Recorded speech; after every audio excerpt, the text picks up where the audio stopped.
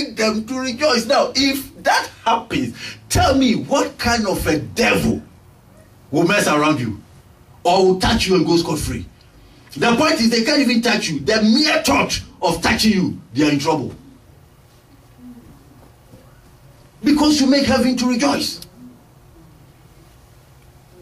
And because all eyes in heaven are on you, everything you touch, they make sure it moves. Everything your hand touches, they make sure it prospers. Every move you make, they make sure you break through. Because heaven cannot back you and you'll be stranded. Heaven cannot back you and you'll be stagnant. Heaven cannot back you and you will fail. Heaven cannot back you and any devil will stand in your way. No. But the condition is that you are ordained to go and bring the fruit. Glory be to Jesus. Hallelujah. Are you ready to go? Yes. The answer is not encouraging. Are you ready to go? Yes. Glory be to Jesus. Hallelujah.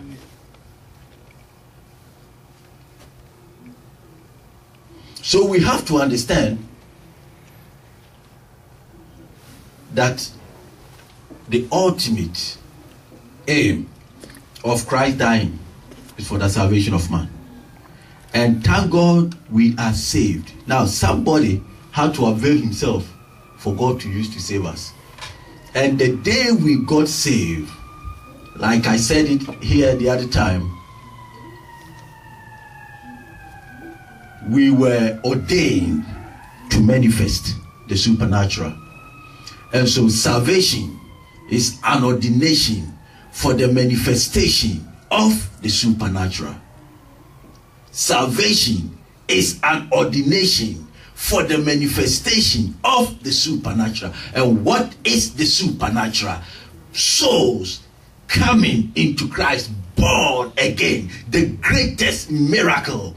Souls getting born again. Souls being rebirthed. Souls being snatched from the kingdom of darkness into the kingdom of light. That is the greatest miracle that can ever happen to anyone. Why is it the greatest? Because it is the only miracle that it took the blood and the life of God himself. And like I said earlier on, every other miracle didn't demand that.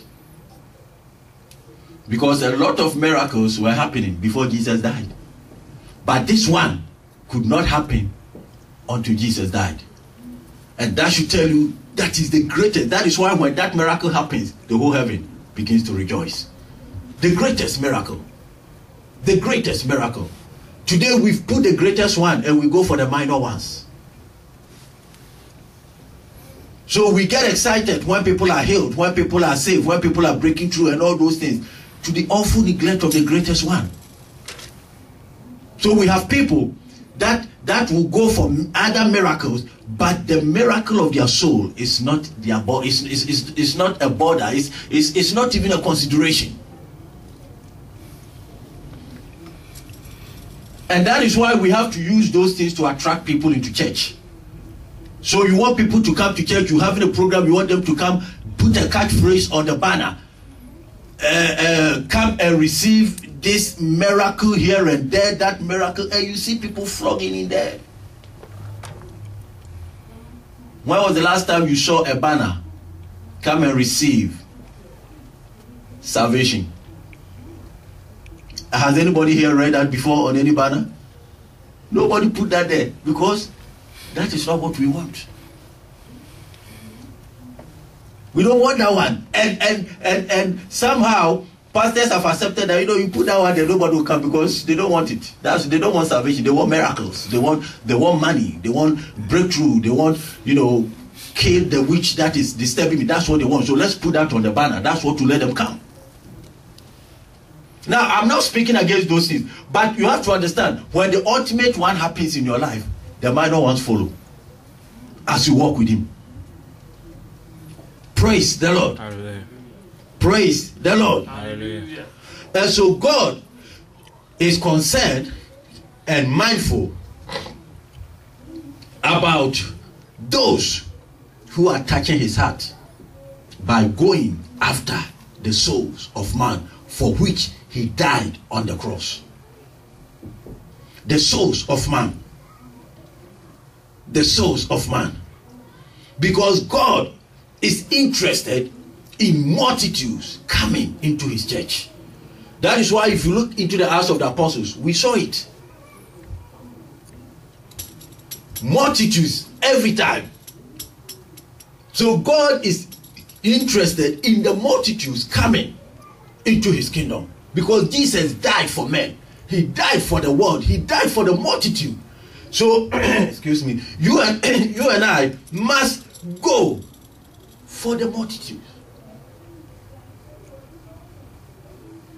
And that is why the Bible, Jesus said in the book of John 15:8, herein is my Father glorified, that ye may bear much fruit, so that ye be my disciples. So when we go after the souls, God is glorified. Herein is my Father glorified. How? That ye bear much fruit. Much. We haven't even started one yet, but he's talking about much. And that's how you be my disciples. So the question is, am I his disciple yet? Herein is my Father glorified. Not when you are receiving breakthroughs and all those things. This is how my Father is glorified, that you bear much fruit.